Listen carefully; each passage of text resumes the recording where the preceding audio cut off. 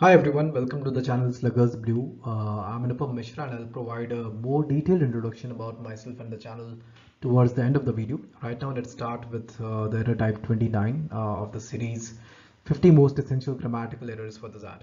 Okay. However, I would like to first state that this is not just a random list of 50 grammatical errors that we have just come up with. There's in fact quite a logical process involved in creating this list, and the same process I've explained that in detail in a separate video, which you can access by clicking on the link on the top right corner of your video. Okay, so this diagram pertains to that. I've explained all of this in that video there. Okay, so you can watch it if you want.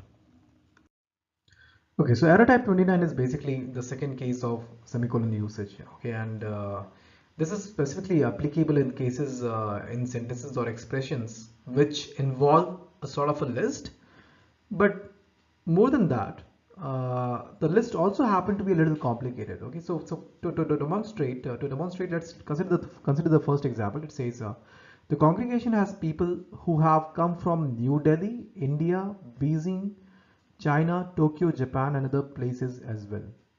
Now, don't you think there's something this seems a little odd, right? New Delhi and India. Why would they want to write New Delhi and India separately, or maybe Beijing and China? Again, why would they want to write Beijing and China? Beijing happens to be the capital of China, and New Delhi happens to be the capital of India, and in fact, Tokyo happens to be the capital of Japan. So probably what they meant to say here was that the congregation has people who have come from New Delhi in India, have come from Beijing so far as China is concerned, and have come from Tokyo so far as Japan is concerned, right?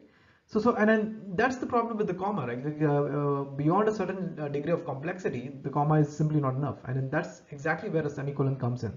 A semicolon can be useful where a comma might not suffice to cater to the complexity of a list of items, right?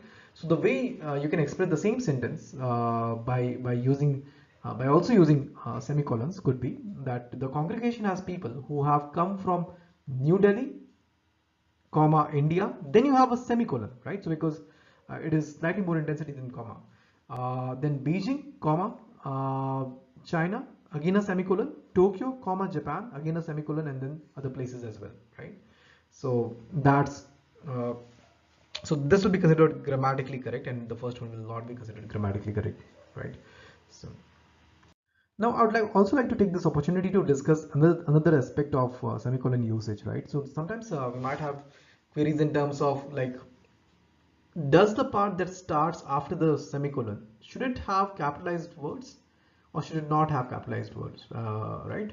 See, the answer is, well, normally, unless it's a proper noun that requires the usage of capitalized letters, because it's a proper noun and because it's something unique or something like that. In those cases, maybe yes, but otherwise you would not want to use, you do not use capitalized letters here in case of semicolon, right? So the sentence, for example, here which says Charlie ordered a biryani for dinner. He plans to have a feast tonight. So he with a capital H does not make sense here. Will be considered incorrect. Okay. Rather, it should be Charlie ordered a biryani for dinner. He plans to have a feast tonight. Right. So that will be correct.